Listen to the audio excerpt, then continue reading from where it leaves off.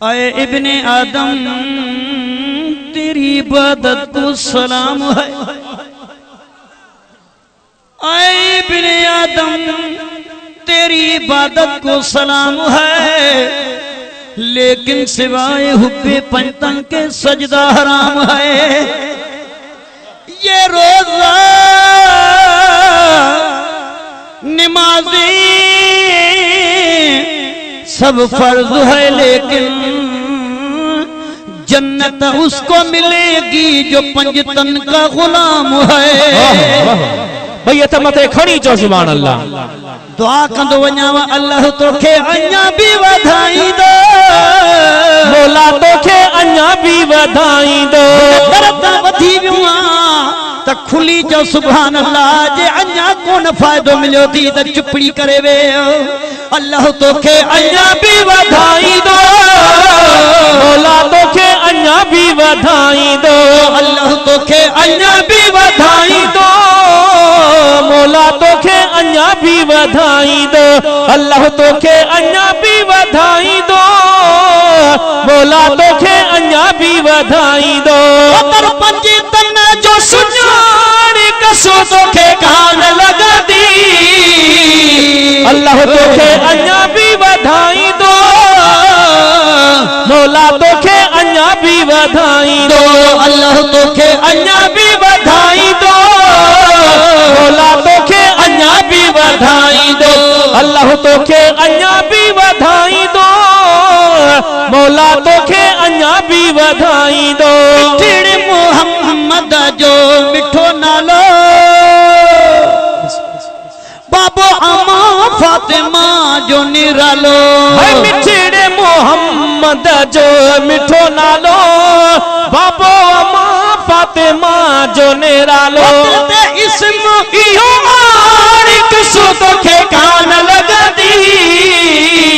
अल्लाह तोखे अञा भी वधाई दो, पंचतन सा चाह ना है।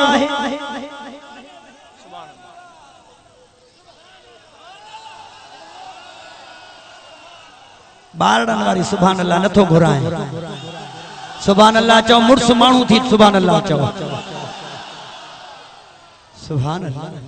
जंहिंजो पंचतन पाक सां चाह न आहे, उन सां पंहिंजो ठाह न आहे।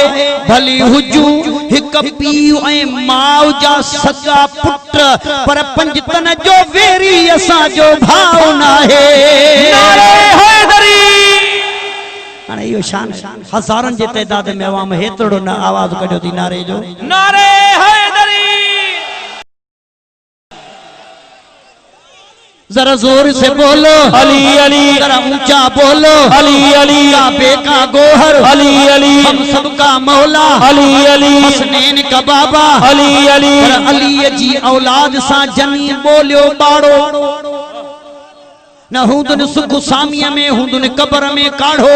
अतियूं अब्दुल लतीफ चवे, मुनाफिक थे कुराड़ो तब सारू न छड़े सैयद सा। जरा जोर से बोलो अली अली। जरा जोर से बोलो अली अली।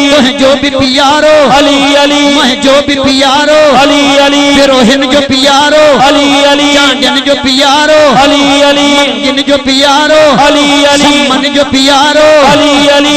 जोर से बोलो अली अली। जरा ऊंचा बोलो अली अली। सैयदन जो पियारो अली अली। जरा जोर से बोलो अली अली। पर गॾु खाई जेको गिला करे उनखे अशराफ न चइबो।